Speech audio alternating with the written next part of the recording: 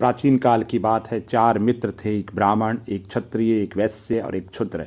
चारों में इतना प्रेम जैसे दांत कटी रोटी, जैसे प्राण एक से ही हो। चारों सदा साथ रहते, प्रदेश जाते तो साथ में। ब्राह्मण संपूर्ण शास्त्रों का ज्ञाता, क्षत्रिय शस्त्र विद्या में पारंगत, वैश्य को व्यापार वाणिज्य की बारीक कला की समझ, क्षुद्र में सबके प्रति सहेज भाव, करुणा का भाव, न किसी में अहंकार न किसी में हीन भाव। एक बार चारों घूमते घूमते दूसरे नगर में पहुंच गए।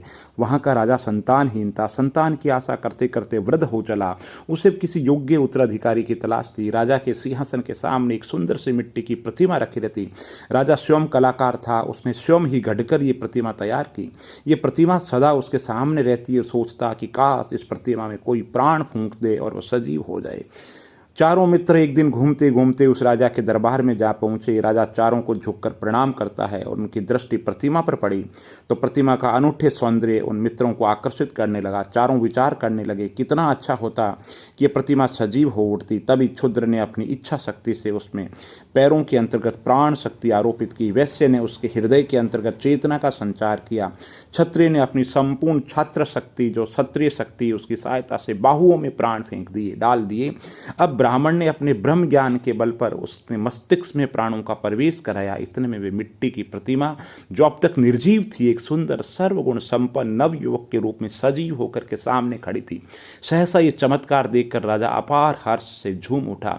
उसका ध्यान उन चारों मित्रों पर गया। उसने उन्हें पास बुलाकर कहा, आप चारों में से जिसने भी इसमें प्रतिमा में प्राण डाले हैं, मैं उसे अपना उत्तराधिकारी बनाना चाहता हूँ।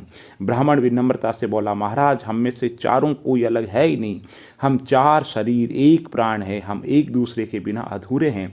राजा ने कहा, फिर आप ही निर्णय करें और बताएं कि मैं अपना उत्तराधिकारी किसे घोषित करूं। चारों मित्र कहने लगे, महाराज, हम में से किसी को भी राज्य का मोह नहीं है। आप हमें चारों को प्रतिनिधित्व रूप के अंतर्गत इस प्रतिमा को ही अपना उत्तराधिकारी मान ले। हम चारों समान रूप से प्रयत्न करके इस प्रतिमा को सजीव बनाया है। इस प्रतिमा के रूप में हमने चारों आपके सामने उपस्थित रहेंगे। जब तक आपके राज्य में ब्राह्मण, क्षत्रिय, वैश्य और शूद्र प्रेम और सद्भाव से रहेंगे, तब तक ये प्रतिमा सजीव रहेगी।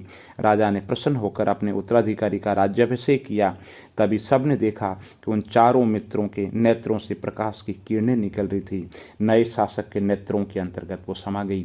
दोस्तों, ये हमारा भारत देश है, जहाँ पे मिलजुल करके रहते हैं। संगठन के अंदर शक्ति है। मिलजुल करके रहेंगे तो कोई बाल बांका नहीं कर पाएगा। बहुत बहुत धन्यवाद।